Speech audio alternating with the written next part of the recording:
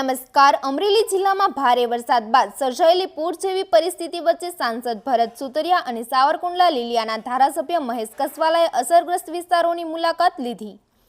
બંને જ પ્રતિનિધિઓએ સ્થળ પર પરિસ્થિતિની સમીક્ષા કરી તંત્રને હાઈ એલર્ટ પર રહી બચાવ અને રાહતની કામગીરીમાં કોઈપણ પ્રકારની ઢીલ ન રાખવામાં આવે તેવી સૂચના આપવામાં આવી છે.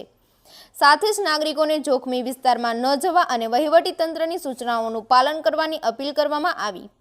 વધુ સમાચાર માટે જોડાયેલા રહો આરપી ગુજરાત ન્યૂઝ રાજકોટ. આજે જે નાવલીની અંદર પાણી આવ્યું, કાલે આવ્યું હતું, પરમ દિવસે પણ આવ્યું હતું. સખત 3 દિવસના વરસાદ પડી ગયો છે. ત્યારે આજે રૂટમાં નીકળ્યો હતો ત્યારે કાંઈ નુકસાની થઈ છે એનું સર્વે કરવા માટે અને જાણવા માટે, કેમ કે સરકારમાં કાલે અમે જઈ રહ્યા છીએ રજૂઆત કરવા માટે. તો સલાળાથી લઈ સવારથી આંબા, જાફરાબાદ, રાજુલા અને અત્યારે સાવરકુંડલા પહોંચ્યો હતો. ત્યારે આ સ્થિતિ જોઈ અને નગરપાલિકાની ટીમ અહીંયા સખત માથે રહેશે મશીનગીરી સાથે. નગરપાલિકાની ટીમને પણ આભાર માનવો જોઈએ, કેમ કે આવા વરસાદની અંદર પણ એ સખત પાણીની અંદર હતા. કાલે ધારાસભ્ય અમારા હતા, અમારી ટીમ ભાજપની આખી ચૂંટાયેલી પાંખ તમામ હાજર હતા અને કોઈને મુસીબત ન પડવા દીધી.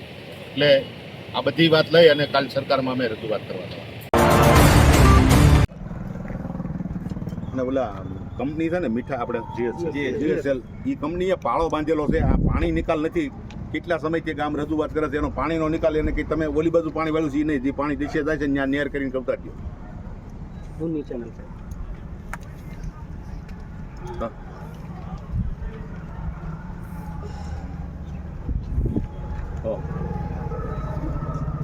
પણ આજે આ તમે રેસિડેન્ટ વિસ્તારમાં પાણી ભર્યું છે. જે તમે ગઢ આમું તો આ 2 દિવસ તો ક્યાં 2 દિવસથી આજે પાણી નથી ઉતર્યું. હજી હું જોઉં છું એના ઓલા રૂમથી 1 ઇંચ પાણી ઉતર્યું છે. માલઢોરે અમારે સાહેબ કાઢી દીધા આમ રખડે છે. આવડો એને કહેવાય કે ભાઈ તમે મૂળ વેન છે ને એ વેન ખોલી નાખો. આપણે એને ખબર છે કે નુકસાની, આપણે એનું નુકસાન નથી કરવું, પણ સાઈડ ઉપર 15-20 ફૂટની કેનાલ કરી નાખે એટલે વહી જાય પાણી.